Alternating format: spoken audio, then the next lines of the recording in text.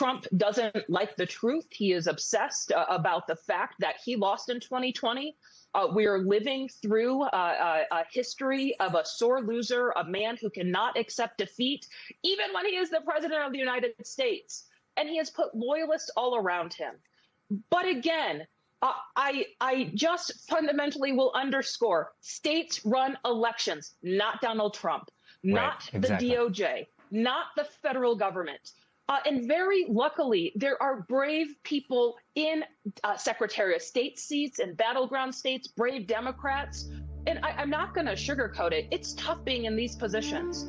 I've received over 3,500 physical threats or death threats since 2021. 4 men have been arrested for threatening my life. The last one was arrested when I was in the hospital giving birth.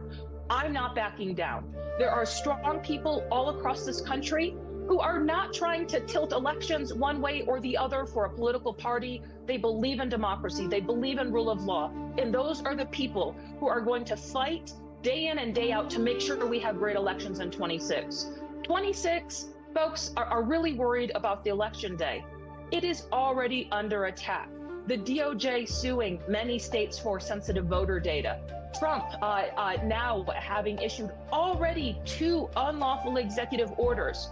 Threats coming out from the DOJ, threats to election officials from the Department of Homeland Security. And we are holding strong every single day to make sure that every Republican, Democrat, and unaffiliated voter can have their voice heard in free and fair elections in November.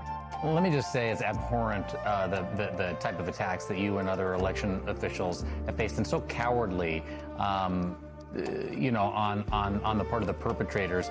You, too, have had to deal with directly high-profile cases of election deniers and people pushing back on the integrity of the system, including that high-profile case of the Mesa County clerk, Tina Peters, who, to remind everybody, breached her own county's voting machines in 2021 and tried to prove the big lie that Donald Trump was telling. And now that the federal government is installing appointees with ties to that same election denial movement. Tina Peters, of course, had her sentence commuted by the governor there, Jared Polis. Controversially, you have spoken out against that.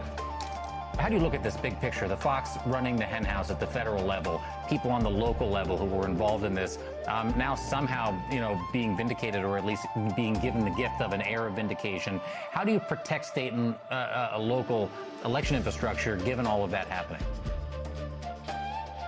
I truly believe 26 will determine the future of this country. Do the American people, are they emboldened to show up and vote to protect the rule of law and democracy? With the commutation of Tina Peters, she compromised her own voting equipment back in 2021. We discovered it. It took many steps to make sure she faced accountability. She was prosecuted by a Republican district attorney, sentenced to 9 years of incarceration. And then Trump catches wind. She was the last person facing accountability for attacking American elections. We believe in the entire country. And Trump is so obsessed about 2020 that he really wanted her out of prison. So he started to retaliate against the state of Colorado.